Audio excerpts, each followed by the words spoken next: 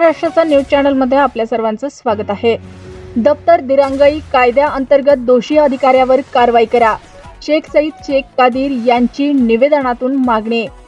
उपवन संरक्षक अधिकारी अकोला यांना शेख सईद शेख कादीर राष्ट्रीय अल्पसंख्याक पिछड़ वर्ग संघटनेच्या वतीने दिनांक 18/7/2024 रोजी निवेदन सादर केले। निवेदनात वन परिक्षेत्र अधिकारी थोरात व शहानूर बीटचे वनपाल सुनील राऊत यांनी दाखल केलेल्या वन गुन्ह्याची निष्पन्नरित्या चौकशी होऊन दोषी अधिकाऱ्यावर निलंबनाची कारवाईची शिफारस व गाडी बेकायदेशीर सोडल्या प्रकरणात संबंधित अधिकारी यांनी जाणीवपूर्वक दुर्लक्ष करून कर्तव्यात कसूर केल्याप्रकरणी दोषी अधिकाऱ्यावर दप्तर दिरंगाई कायद्याअंतर्गत शिस्तभंगाची कारवाईची मागणी दिलेल्या निवेदनात नमूद केली आहे।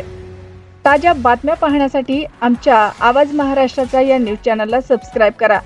व्हिडिओ आवडल्यास व्हिडिओला लाईक आणि शेअर करा।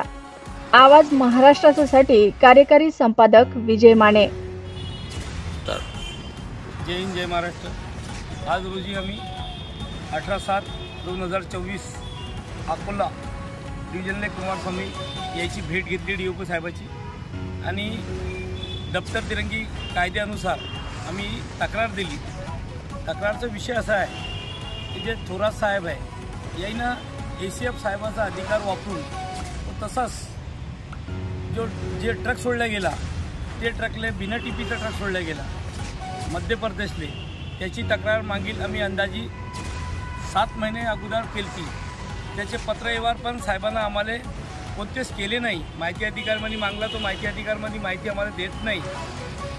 आणि जे अकोला जिल्ह्यामध्ये जे काही अयोध्या वृक्षतोड होत आहे व तसेच वन जंगलामध्ये तोड होत आहे याचं उदाहरण असं आहे की सध्या जे सागवान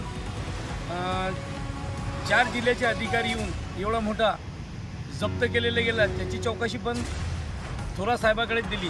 स्वतःच त्याच्याच जिल्ह्यात ते अंडरमध्ये जे गुन्हे घडत आहे त्याची चौकशी जर त्याच्याचकडे दिली गेली तर हे अधिकारी काय चौकशी करीन, स्वतःची पाठ राखीन करीन। त्याच्यासाठी आम्ही माननीय सुधीर मुनगंटीवार जे वनमंत्री आहे आपल्या महाराष्ट्राचे त्याला आम्ही आमचे एक